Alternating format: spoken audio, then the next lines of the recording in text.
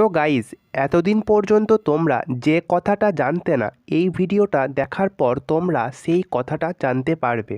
তো তোমরা সকলেই ভাবছিলে বিরাট কোহলি কেন India versus England test match খেলছে না।